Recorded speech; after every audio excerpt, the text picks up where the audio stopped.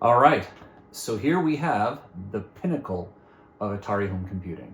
This is the Atari TT-030. Let's get to it.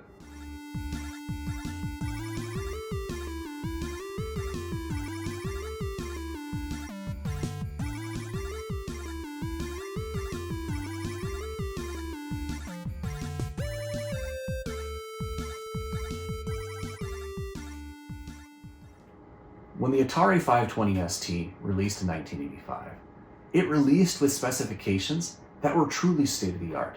If you actually looked at its contemporaries, ranging from the Commodore versus the Apple versus the IBM or PC style computers, it truly was state-of-the-art.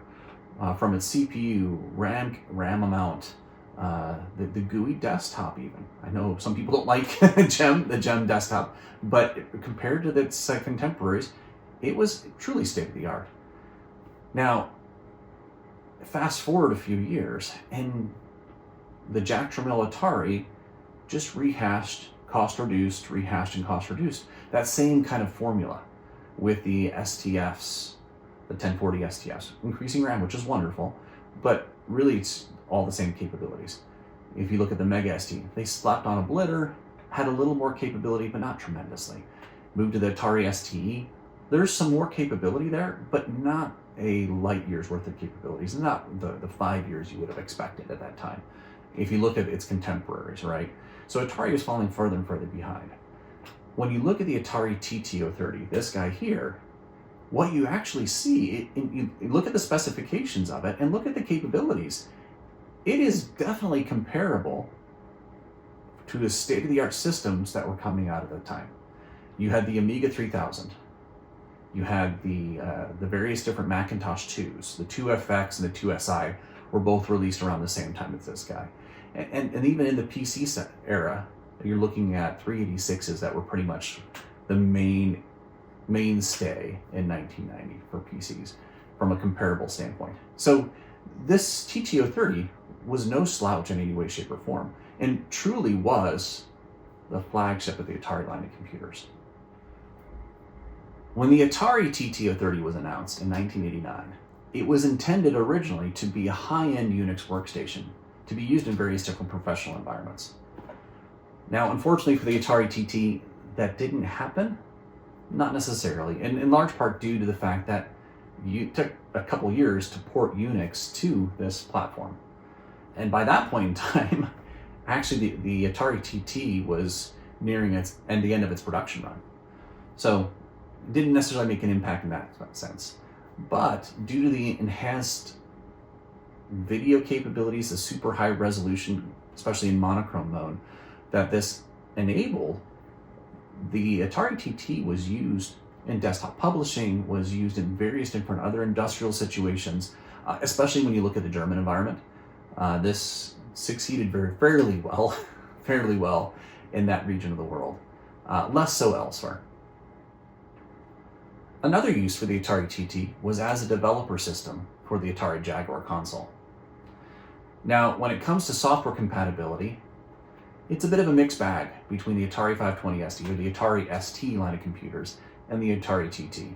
It is relatively compatible with most software, with a lot of software, right? Anything that is very hard-coded for a specific system tends to have some issues here. Additionally, the Atari TT does not have a blitter chip. So anything that requires the blitter chip, so thinking of Atari STE software specifically, will have issues running on this as well. However, there's a great Atari community that has done a lot of work to adapt software to run on the Atari TT. And with the extra horsepower that the 6830 has, it runs really, really quite well. We'll take a look at some benchmarking a little later on in the video. All right, so I wanted to compare the Atari TT versus some of its contemporaries, its 68K brethren in this space from the time frame of 1990-ish from a release date standpoint.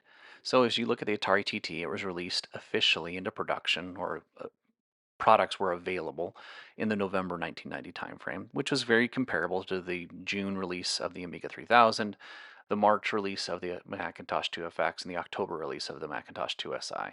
They're also very similar to one another in their capabilities in many ways. Pricing standpoint, the Atari TT was at parity with the Macintosh 2SI. So, we look at the Atari TT as the super top end of the Atari spectrum, but the Macintosh 2SI was the low end of the Macintosh systems, or at least the Macintosh 2 systems. Obviously, you can go out and buy yourself a standard all-in-one Mac at that point in time, but looking at the desktop systems, the 2SI was the lowest of the low. All right, Macintosh 2FX was about 3x in price. Amiga 3000 was just in the ballpark, right, or a little over $3,000 US. Just looking at that price around $3,000, that equates to around $7,000 in 2020 monies. Looking at the CPU here, the TT has a 32 megahertz 60-30. All of these have 60-30s, just at varying different speeds. 32 megahertz on the TT, 25 megahertz on the Amiga 3000, 16 or 25 megahertz, with the processor upgrade slot, obviously, that you have in the Amiga 3000. That's awesome. Macintosh 2FX was at 40 megahertz and the 2SI at 20 megahertz. You can see the RAM differentials across the board. With the 2FX, obviously the king of the hill, but when you look at the TT and the Amiga 3000, looking at those fast RAM capabilities, you could actually add quite a bit, even more so that the 3000 can go significantly higher. I just put 16 megabytes because that's the capability the board itself had. You can add all sorts of Zorro cards and such to add even more than that. From a video perspective, the TT, Amiga, 2FX, and 2SI all had similar capabilities. They weren't identical, but they were similar to each other. And to be fully transparent, a lot of that has to do with also if you added another video card. Those are the base capabilities of the system. All of these systems had the ability to add a video card that could provide significantly higher resolutions and color depth rates as well. So those were readily available on those. From an expansion standpoint, that's where the Atari TT kind of fell down versus its peers. The TT was similar to the 2SI, but with the 2SI, the processor direct slot, you could actually put a converter or an adapter for a new bus. I think you get 2 new bus slots for that, so you get a little more with the 2SI. The Amiga 3000 had tremendous expandability. It was a little cramped with a riser board, but you had more expandability in that. And obviously the 2FX, you have a whole slew of new bus slots there as well. Then think about it also, if you look at the 2FX 2SI on the Apple side of the Amiga 3000, upgrading the processor capability was significantly easier on those systems. The Atari TT, there really wasn't a nice, easy way to slot a new processor in the system. There are some solutions to overclock the whole bus and the whole system and getting that CPU up higher in performance, but there isn't a simple, or at least to my knowledge, there wasn't a simple way to upgrade the processor on these guys. And lastly, from a hard drive perspective and storage perspective, they all use SCSI. That was kind of the standard for this time frame for these systems. All in all, I think the most important thing to consider here is that the Atari TT was not out of its league. The Atari ST at this point in time, and even the STE in November 1990, those were not top of the line systems. They were clearly much more dated capability systems than what their contemporaries were. Whereas in this case, the Atari TT at least was comparable to similarly priced machines. Okay, before I start digging into the Atari TT, tearing it down and looking at the insides, I did want to do a comparison of the Atari TT versus the Mega STE. As you can see, the form factors are virtually identical. There's some differences in the ports in the back, but in general, basically the same external form factor, with the exception of one of these things is not like the other, the color, right? We have the traditional Atari ST color here, the brown, beige, grayish, that turns kind of greenish yellow, versus a more white color that we have with the TT. This is actually similar in color to what you saw on Macintoshes during this time. Perhaps the Atari was trying to kind of replicate the Macintosh visual aesthetic with that platinum visual aesthetic. All right, so let's start digging into this. Okay, let's do the walk around, starting with the floppy drive here. Floppy drive here on the Atari TT can either be a high density 1.44 megabyte or a double density 720K drive. In my case, it's a 720K drive. We have these two sections here. There actually were Atari ST monitors that were designed to literally slot onto this section here so that it would hold it in place with these little legs on the side. Really cool. This area over here, this is the hard drive location. And with SCSI drives, this is basically takes up that whole space. We'll see, you'll show you in a second, it's got a blue SCSI in there now that I just put in. All right. The right side of the case, nothing. The back, where we have the various different ports. You have your SCSI port. Super cool, super opportunity to use my zip drives. We have a floppy connector, standard Atari ST floppy connector with a million different pins.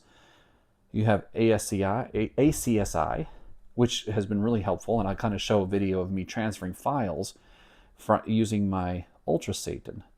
The nice thing there is that because I'm using a blue SCSI here, I have to use a .hda file, right? So I could do it on my PC and transfer it over, but it's actually kind of cool to be able to create the drive, partition it using hard disk drivers, and then connecting my Ultra Satan that has Windows and ST compatible partitions on it that I can copy files over to it directly. That helps out tremendously in getting files over here. Standard LPT printer port, we've got multiple serial ports here. Modem 1, Modem 2, Modem 3, Modem 4. This is the VME slot. This is where a graphics card would go on this guy. Hopefully eventually we'll get one there. We have a VGA monitor out. This is unique for the Atari STs. Then you have a right video and a left video, the audio outs. Fan grill for the fan, the PSU fan. On this side here, the left-hand side, we have a reset button. We have an Apple Talk style LAN port, the MIDI ports here, cartridge port, and the keyboard connector. Okay, now for the fun part. We'll disassemble it.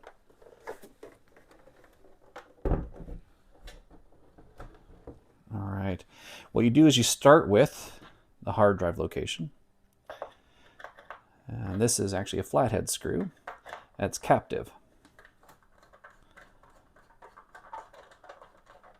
There'll be a lot of flipping back and forth over as we open up this side. This is really, I would say, this is the most user accessible area on the computer itself. All right.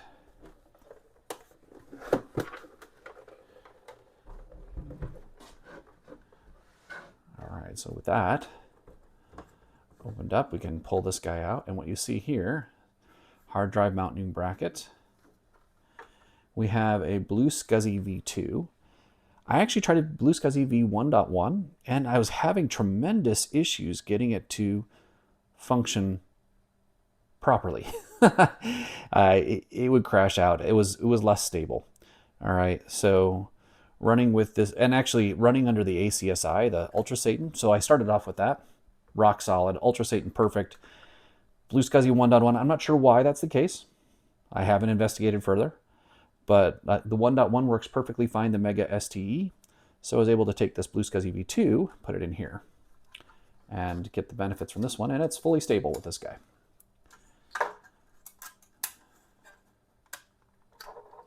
All right. One of the things you'll also note here, take a look at this lovely reddish color. This is to replace RF shielding, which I discovered with the Atari Mega STE. All right. Special RF shielding paint. Now you can see in the board a little bit here, but what we're going to do is we're going to take off the entire top cover now before we start disassembling further, because there's a lot of various different add-on boards that are added in here for ST-RAM, as well as for improving upgrading the ST-RAM, as well as upgrading the TT-RAM or fast RAM. And I know TT-RAM and fast RAM are not exactly the same. I apologize for using them interchangeably. All right. One thing that's nice about the Atari TT is that the power supply can be used in either a European region or a US region. It takes, as you can see, it can take 200 to 240 volts or 100 to 120 volts inputs. It works just fine. No need to worry about the power systems. And that's the same thing as the Mega ST as well.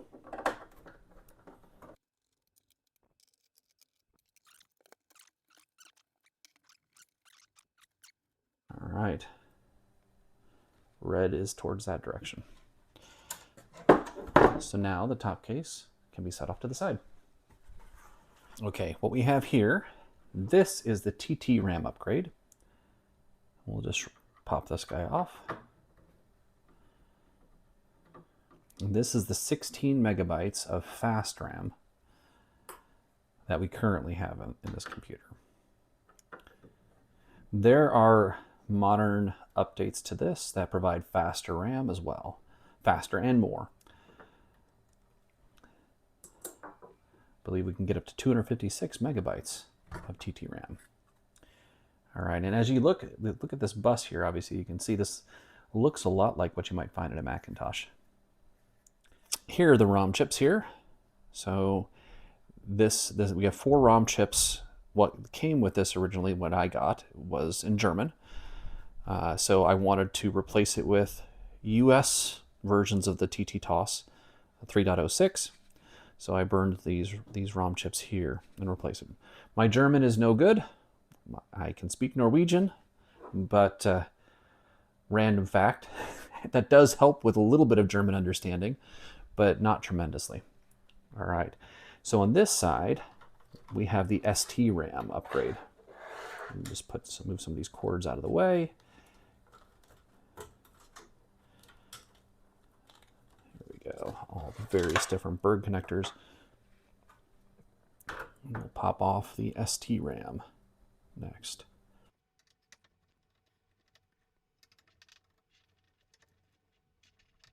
All right, 4 screws into the magnet. We will pop this guy off now, if we can. It's looking pretty snug. What I don't want to do is yank on anything. There we go. It's coming up slowly.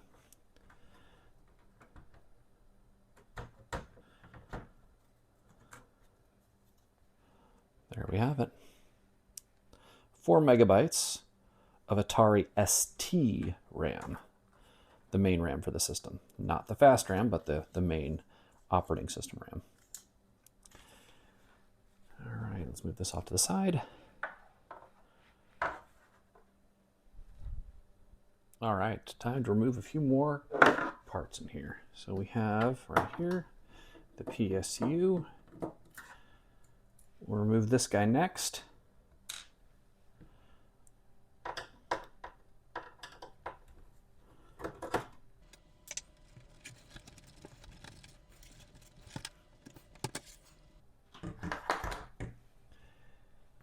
We have the speaker here. This is something unique to the Atari TT. The Atari Falcon also has a PC speaker inside as well. Not the best sound, but still, it's something. It's more than 0. All right. Now for the VME.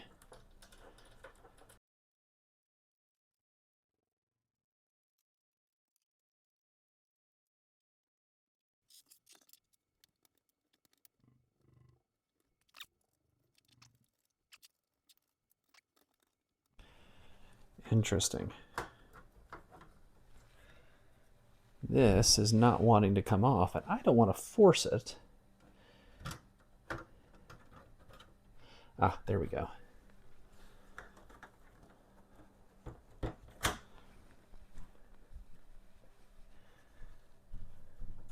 There's a couple ways we can do this.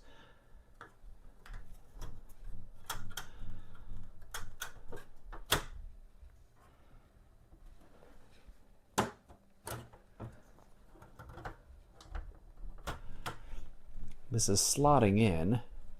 It's kind of hard to see.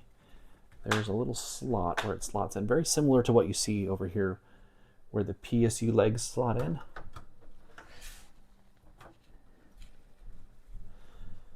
It's just a little stuck on this side. There we go. And this is the VME bus, connected via these ribbon cables to here. And we can slot in various different other stuff, video cards, etc. The extra serial ports there. And then we have exposed the whole thing.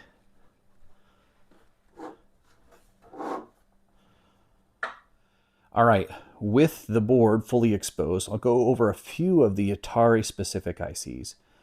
Let's start over here. This is CO1705. This is the glue chip, and like all the other Atari STs, there is a glue chip associated with them that helps to tie all the things together, all the various different chips together. It provides bus arbitration for all the different chips. We have this chip here, which this is the C300-579. What I could find about this says this is the sound shifter chip, which is a little confusing to me because there is also the YM chip up here, which is also a sound chip. I'm not sure what the difference is between the two, or if I may have gotten it wrong when I've tried to look at this up. Those of you who are Atari TT super experts who know this product for many years, let me know what that chip is if you know what that is. Up here we have C398082. This is the shifter chip, or the TT video chip. Be super shifter chip, TT video, whatever you want to call it. But this provides the video signals for the system. Over here we have the MMU, or MCU memory control unit, C301225. We have the 68030 CPU over here. We have the FPU up here. We have C300-581, two of those chips here, and then 580s over here. The 580s on this side are the funnel chips. They are used as a data buffer with the graphic system. And the 581s, this is a data control unit that helps communicate between the various different peripherals in 32-bit bus. At least that's what I was able to find. Again, I'm new at this, so if I'm getting this wrong, please correct me in the comments below. Now, the last thing I want to talk about is that there are three primary variants of the Atari TT motherboard. You have number one, the earliest and first, which is the daughter board version, where the CPU sits on a daughter board, and that daughter board allows for it to, that daughter board runs at 32 megahertz, allows for the CPU to run at 32 megahertz. Actually, if you take the CPU out of the daughter board and put it directly in the motherboard where the pin grid array is, I believe you will get a CPU running at 16 megahertz. And there are some out there that supposedly are running like that. Good. That's at least what I've read about it. Now, you then, after the daughter board variant, you have a pin grid array version, which is kind of confusing, but still, the pin grid array version simply has what I would consider the standard package for a 68030, what I'm used to, where it has the many different pins underneath, and you put it in the socket, boom, bada bing, bada bang, bada boom, you're good to go, right? And then lastly, you have the SMD version, which is what I have here, and that's where the 68030 is soldered directly to the motherboard. Most likely, this is the most cost-reduced version as well. All right, I think that's everything. I'm going to button this guy back up and get this guy reassembled, and then we'll move on. All right, we're going to start some of this benchmarking with GemBench. And what you'll notice here is I'm running in ST medium resolution mode, so I'm not taking advantage of the Atari TT at the moment. You can see that it says TT Hades, 68030, blah, blah, blah, blah, blah. FPU present, etc., etc. What we're going to do is we're going to compare this to a standard STFM, just as a benchmark to get a standard computer. We'll load in the test file here, and then we'll just run all the tests and fast forward to the end.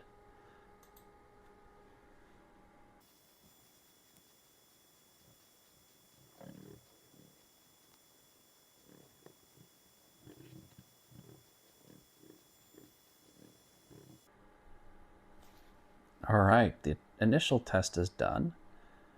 And as we can see here, about 3.5 times faster than a stock original Atari ST in all these different categories. Now, we're gonna compare this now to an STE, then a Mega STE, to kind of just give you an idea of how it compares versus with other systems. Again, these are synthetic benchmarks.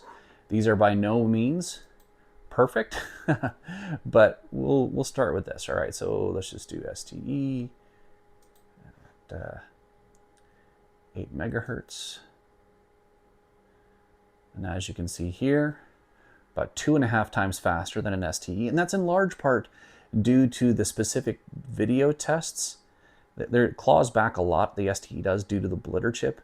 Now, in actual real-world use, if the software doesn't take advantage of the blitter chip, you don't get a lot of that advantage there. All right. All right. So now let's move to a faster system, a Mega STE.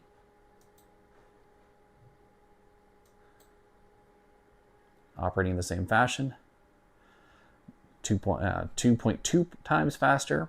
Again, still faster, but you lose some of the interdivision. It's about five times faster in the CPU, or 6 times faster in the CPU segment on interdivision, but the Mega ST catches up in some other areas as well. All right, now we're going to take a look at it versus a Falcon, just a Falcon 030. Falcon 030, this is why I say that in raw horsepower, the Atari TT beats out the Falcon 030. It just does. It's better. Now, the Falcon has some better graphical capability. As I mentioned earlier, it has some improved graphical capability in addition to the blitter chip. But in raw horsepower everywhere else, the TT beats it out by still about 30%. Let's take a look at one of the accelerated Falcons just to get an idea. Do I have a CT? Oh, there we are, CT. 66 megahertz, there we go. And in that sense, okay, the CT60 really blows away the Falcon, right? So in that sense, yes, you can upgrade an Atari Falcon to beat out an Atari TT. But still, fantastic computer as it stands. And this one is basically, I'll call it base plus, right? It has all of the standard upgrades, the 16 megabytes of TT RAM, as well as 4 megabytes of ST RAM. It doesn't have the full 10 megabytes of ST RAM, but in those instances, those things won't necessarily speed this up, other than the fact that we can run this from alt RAM or TT RAM. Okay, it would not be a benchmarking video or contain benchmarking content if we didn't have Frontier Bench for the Atari ST here.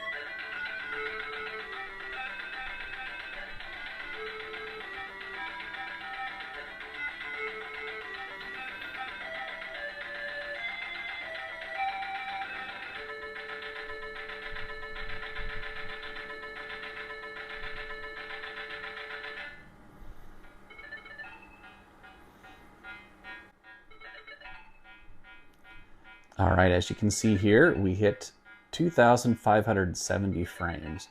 What I'm going to do is I'll put up here on the screen here how this compares to other systems and what frames you would get from some of the other systems here. Here we have Ultima 6.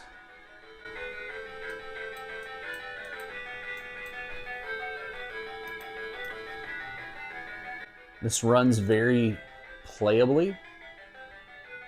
I would say probably akin to a high-end 286 or 386 perhaps as well. And not quite as fast as the Terrible Fire 536s or the CT60, but still, this is very playable and very, very fun to use.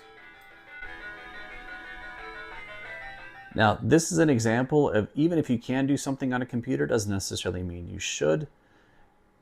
I'm not necessarily thinking that this is running at the best, and perhaps there's some settings that I could tweak in order to make it run faster.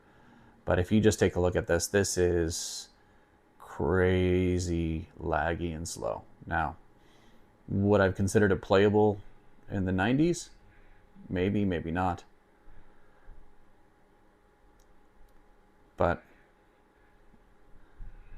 you can see how it performs pretty readily. You could switch the screen opening to the size of a postage stamp and try to play that way. But it is capable. And if you know of some ways to optimize this, if you're one of the super users in the Atari community that are super experienced in the Falcon, let me know.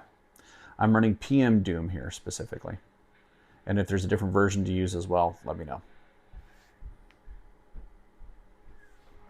All right, I hope you enjoyed this overview of the Atari TT.